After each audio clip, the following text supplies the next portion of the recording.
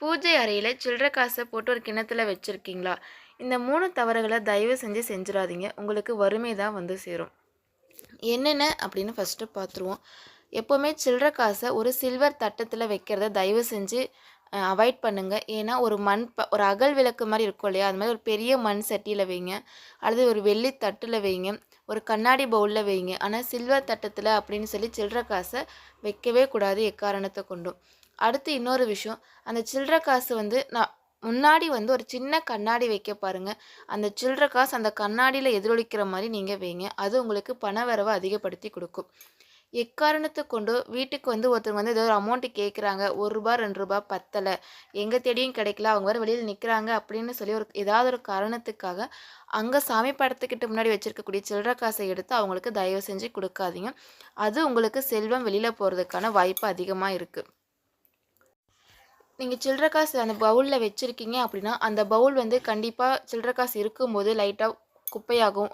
பூச்ச பூச்சிங்கலாம் இருக்கும். அத வந்து நீங்க சாமி ஃபோட்டோஸ் எப்போ கிளீன் பண்றீங்களோ, அன்னைக்கு அந்த பவுலையும் கிளீன் பண்ணி, அந்த சில்லற காசையும் தண்ணீல போட்டு தொடச்சிட்டு, அதுக்கப்புறமா வைங்க. அது உங்களுக்கு நல்ல சுபிட்சத்த குடுக்கும். சனிக்கிழமை அப்படிங்கிறப்போ, நீங்க அந்த சில்லற காசு மேல ஒரு துளசி இலையும் வைங்க. அது உங்களுக்கு மகாலட்சுமியோட அருள் கண்டிப்பா அந்த இடத்துல கிடைக்கும். நீங்க ஒரு கிண்ணத்துல சில்லற காசு போட்டு வைக்கிறீங்கன்னா, அந்த கிண்ணத்துக்கு அடியில என்ன பொருள் வைக்கணும் அப்படின்னா, ஒரு ஏலக்காய் ஒண்ணு வைங்க, ஒரு கிராம்பு ஒண்ணு வைங்க. அது உங்களுக்கு வந்து ஏன்னா இப்ப அந்த சில்லற காசுக்கு மேல வைக்கிறத விட, சில்லற காசுக்கு அடியில அந்த கிண்ணத்துக்கு அடியில அந்த கிண்ணத்தையே தூக்கிட்டு அடியில அது கூட வைங்க. அது கூட பச்சை கற்பூரம் லேசா நுணுக்கி போடுங்க. அப்படி வைக்கும்போது உங்களுக்கு அந்த இடத்துல வந்து அந்த வாசம் அப்படிங்கிறது ரொம்பவே நிறைஞ்சு இருக்கும். நீங்க எப்பவுமே அந்த சாமிக்கு வந்து தூபம் காமிக்கிறீங்க அப்படின்னா, அந்த சில்லற காசுக்கும் தூபம் காமிங்க. அப்பதான் அதுக்கான மதிப்புங்கிறது அந்த இடத்துல இருக்கும்.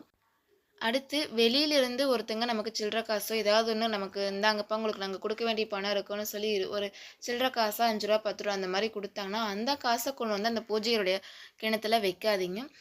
இதில வைக்கக்கூடிய காசு அப்படிங்கிறது உங்களோட வீட்டுக்காரரோ அல்லது நீங்களோ மாதம் மாதம் வருமானம் வரும் இல்லையா? அதில இருந்து ஒரு ஒரு ரூ. 5 ரூ. 10 அந்த மாரி சில்லற காச கொண்டாந்து வைங்க. அது உங்களுக்கு வருமானத்த அதிகப்படுத்தி குடுக்கறதுக்கான வாய்ப்பு அதிகமா இருக்கு. இந்த சில்லற காச எடுத்து நீங்க இந்த குபேர பூஜை செய்யும்போது காசு பத்தலனா இதிலிருந்து எடுக்கணும்னு இருக்கிறத அதையும் தவிர்த்துக்கோங்க. அந்த மாரியெல்லாம் எடுக்கக்கூடாது.